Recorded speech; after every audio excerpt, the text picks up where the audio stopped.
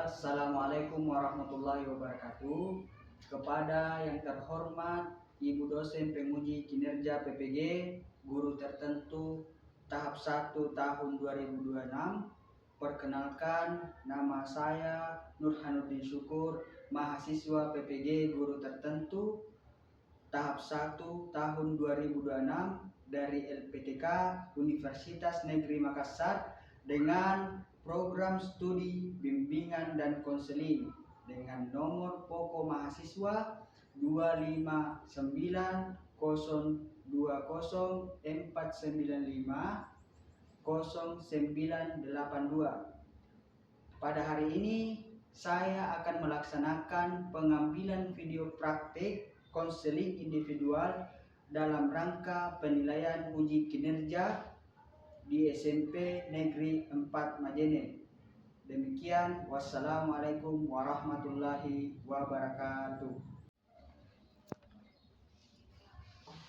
Assalamualaikum. Salam.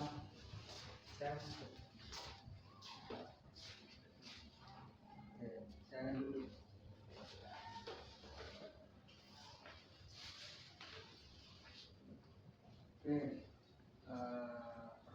Pertama saya mau tanya nama aslinya siapa? Muhammad Naim. Muhammad Naim ya. Iya. Kemudian nama panggilannya Naim. Naim. Kalau boleh saya tahu pekerjaan orang tuanya apa? Maksim. Maksim. Bapak Maksim. Iya. Ibu Laundry. usaha laundry. Iya. Kemudian kalau keseharian Naim di rumah itu apa? Biasa kalau pulang sekolah. Biasa kalau pulang sekolah itu sebelum ganti baju baru belajar. Belajar ya. Di sini ya Naim ya. Pertama Muhammad Naim ya. Iya. Muhammad Naim ini ada beberapa hal yang saya mau sampaikan hari ini kepada Naim ya.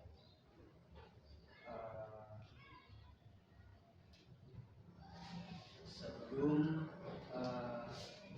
kita memulai kegiatan kita pada hari ini, alangkah baiknya kita berdoa terlebih dahulu ya, agar kegiatan kita pada hari ini berjalan dengan lancar ya. Berdoa dimulai.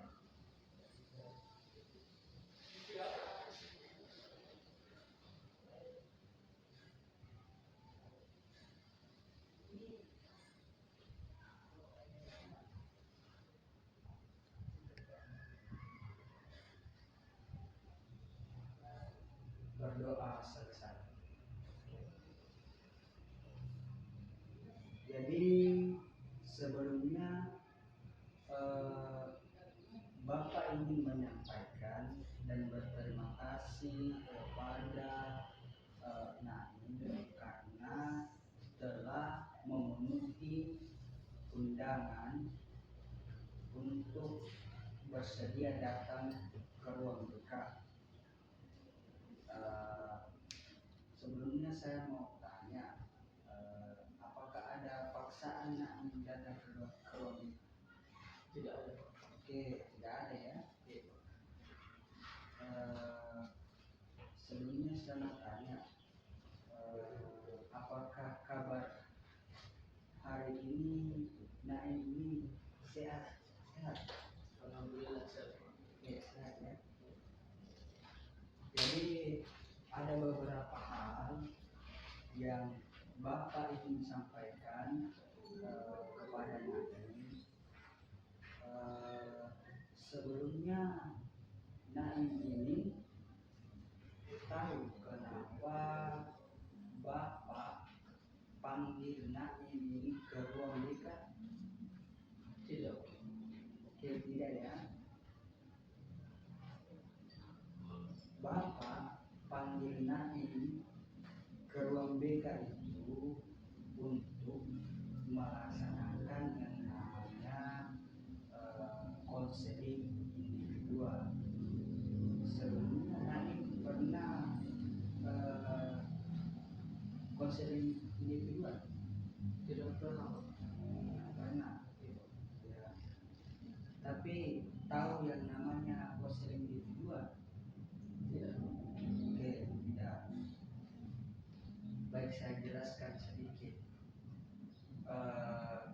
Konseling individual itu adalah layanan bantuan yang diberikan oleh pemerintah kepada siswa. Tujuannya itu untuk menyelesaikan masalah yang dialami oleh siswa.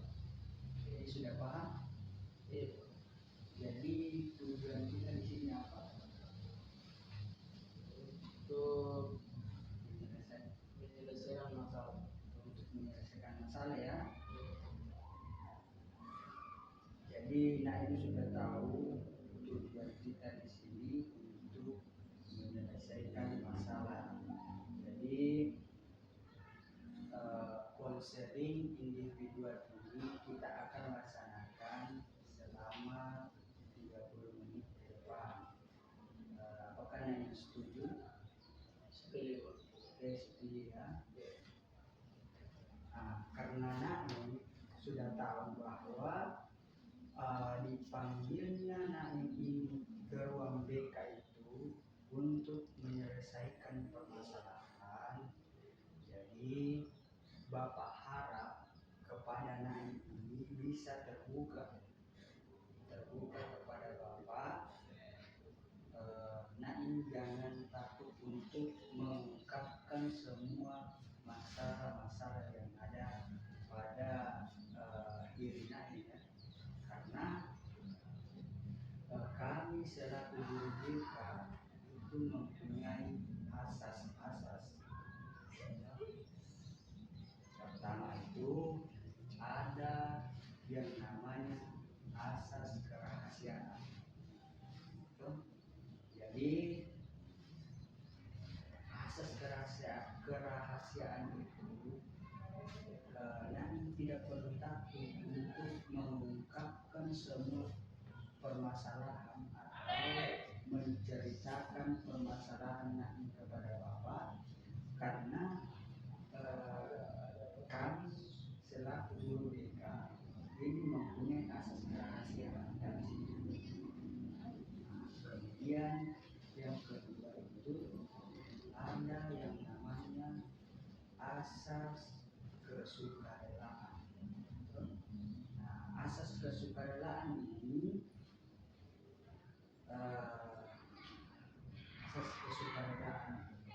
itu Naim itu sukarela bercerita tanpa ada paksaan. Apakah sejauh ini Bapak memaksa Naim? Tidak. Oke, tidak ya. Tidak merasa terpaksa ya. Oke. Sebelumnya apakah Naim ini tahu apa sebenarnya masalah? Tidak. Oke, tidak ya. Sebelumnya saya mau sampaikan bahwa ada beberapa laporan dari guru mata pelajaran semenjak semester ini nilai Naim itu mengalami penurunan ya, mengalami penurunan terus-menerus.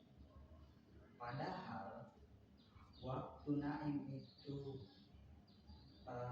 semester 1, awal semester 1, nilai Naim itu tidak seperti ini ya.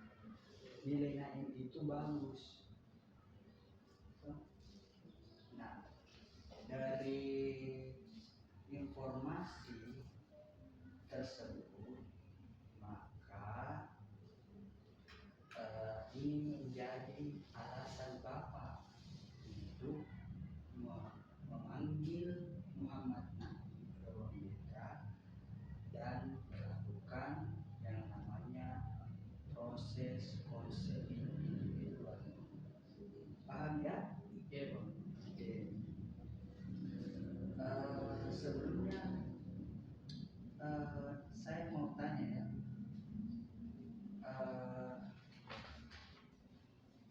kira-kira apa yang melatar belakangi Naim itu sehingga Naim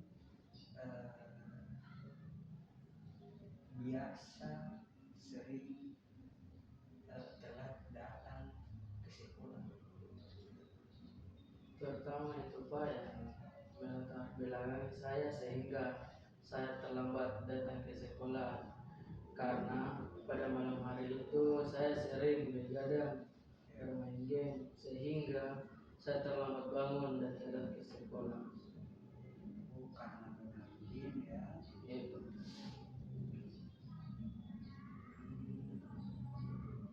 Jadi itu penyebabnya kenapa Naim sering begadang pada malam hari, karena bermain game. Kira-kira sampai jam berapa itu biasa bermain game? kadang sampai jam 1 dan jam 2. Dua itu. Kira-kira bagaimana awalnya sehingga Naim itu bisa mengenal yang namanya game?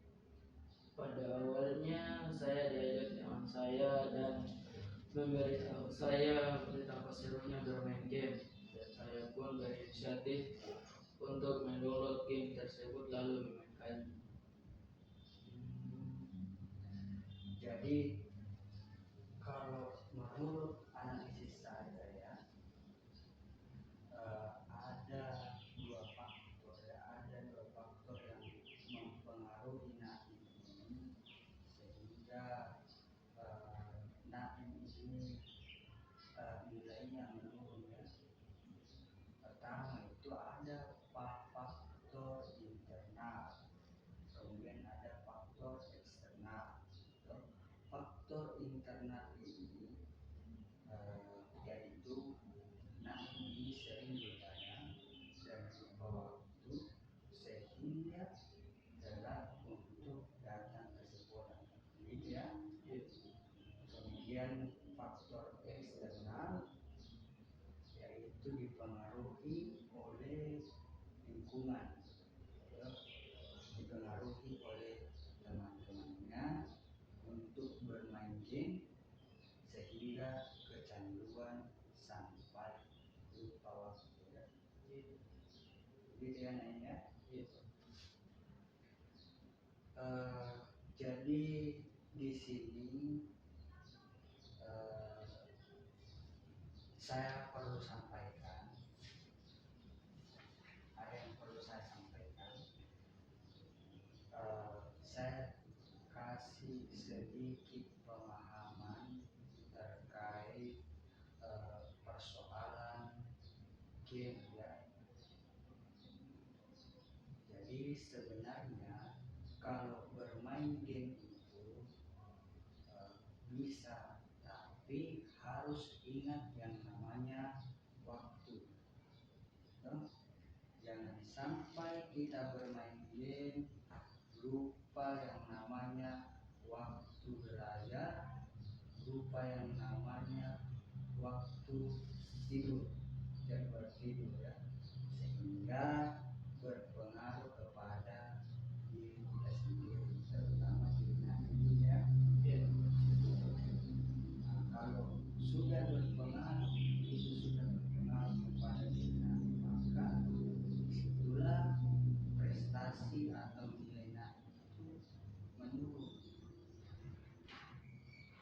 Jadi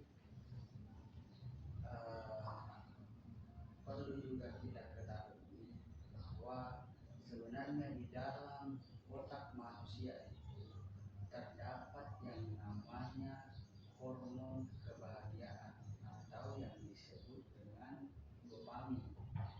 Nah, dopamin ini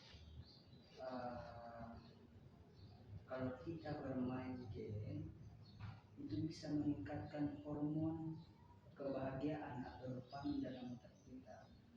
Tapi kalau kita bermain game berlebihan, maka itu akan mengakibatkan hal yang negatif, seperti contohnya kecanduan, ya, sehingga itu tadi kita bisa lupa waktu untuk belajar, lupa waktu untuk tidur, oke ya. Jadi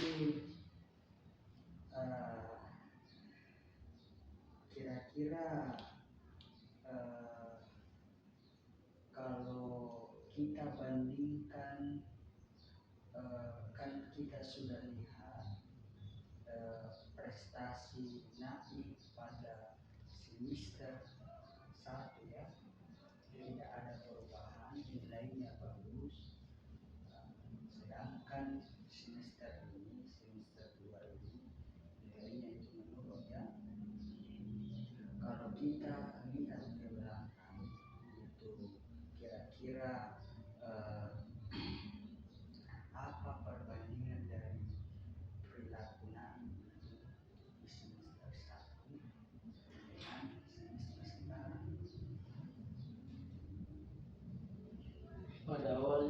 Pada awal semester 1, kalau saya bandingkan sama semester 2, pada semester 1 itu Pak, saya tidak sering bermain gadget karena saya belum tahu apa itu game. Sedangkan semester ini saya sering bermain game. Ya. Jadi sudah kita ketahui bahwa perbandingan antara semester 1 dengan semester 2 itu mengalami penurunan karena adanya pengaruh game ya di dalam diri Naim ya, sehingga Naim itu kecanduan. Jadi untuk mengontrol diri Naim ini, saya membuat perencanaan atau solusi terkait permasalahan Naim sehingga masalah Naim ini dapat diselesaikan. Pertama saya mau kasih kertas selembar.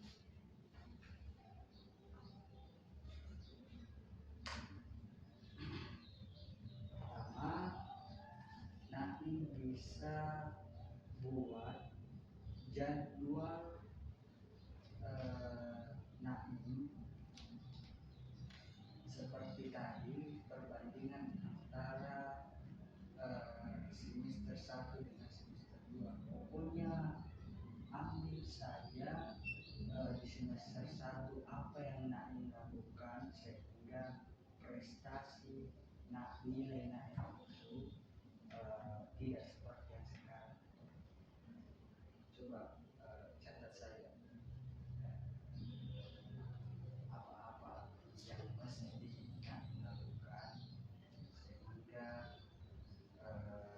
prestasi Naim itu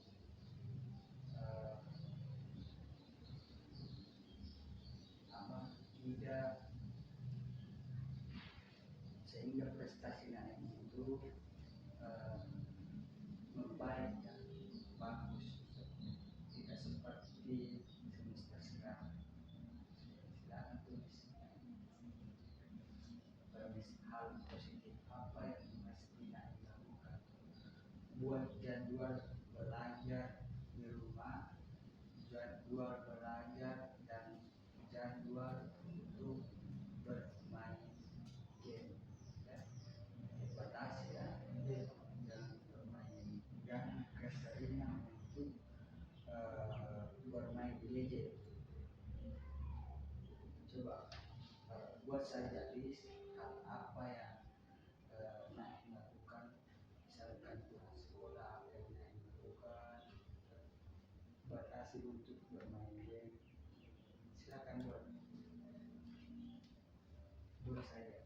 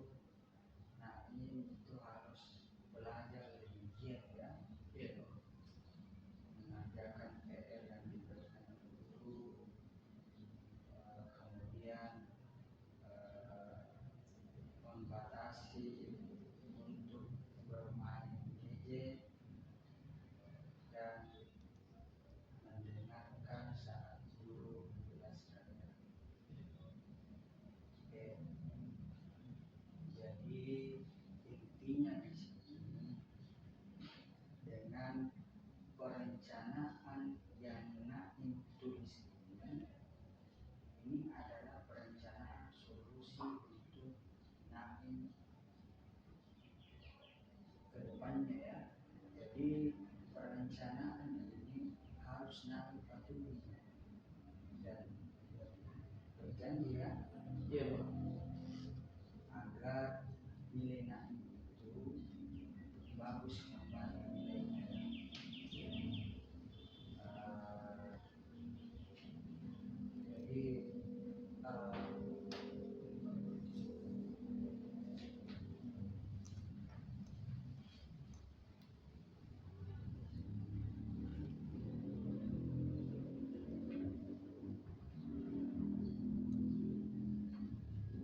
Jadi itu ya